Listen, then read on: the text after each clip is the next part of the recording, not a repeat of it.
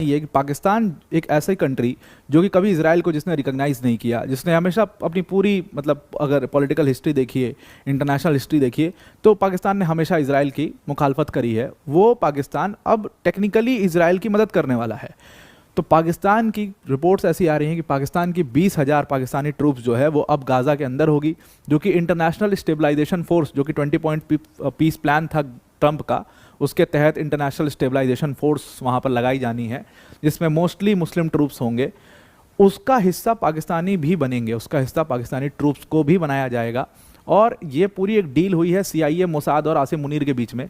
इसको समझना बहुत ज़रूरी है यहाँ पर। तो रिपोर्ट्स ये आ रही हैं, कहा यह जा रहा है, सोर्सेस ने ये बताया है कि पाकिस्तान की जो ट्रूप्स हैं, जो 20,000 के लगभग जो पाकिस्तानी सोल्जर्स हैं, वो अब गाज़ा स्ट्रिप के अंदर उनको डाला जाएगा और गाज़ा स्ट्रिप के अंदर उनको प्लेस किया जाएगा। और ये लोग इंटरनेशनल स्टेबलाइजेशन फोर्स जो है उसका हिस्सा होंगे। अब यूनाइटेड स्टेट्स मतलब CIA और मोसाद ने मिल करके बोला था कि हम एक इंटरनेशनल स्टेबलाइजेशन फोर्स में कुछ बंदे अपने डालेंगे, जो लोग हमारे लिए काम करेंगे, हमारे इंस्ट्रक्शंस पर पूरी तरीके से काम करेंगे। मतलब ये ऐसा रिपोर्ट्स कह रही हैं कि ये इंटरनेशनल स्टेबलाइजेशन फोर्स सिर्फ कहने के लिए स्टेबलाइजेशन फोर्स है, एक्चुअली में इनका काम जो है वो सीधी तौर पर हमास को एक तरीके से एलिमिनेट करना ही है और कुछ नहीं है।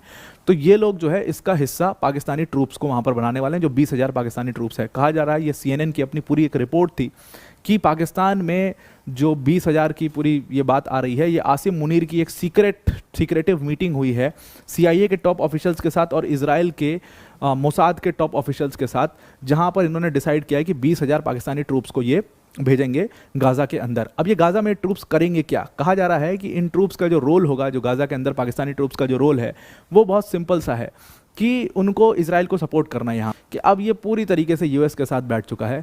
वो पाकिस्तान अब इस हद तक गिर चुका है, इस हद तक पहुँच चुका है कि वो अपनी सबसे धूर विरोधी कंट्री किसको अब रिकॉग्नाइज करना शुरू कर चुका है। वो इजराइल को रिकॉग्नाइज कर रहा है और कहीं ना कहीं वो इजराइल के साथ अपनी रिलेशनशिप को रीअलाइन कर रहा है।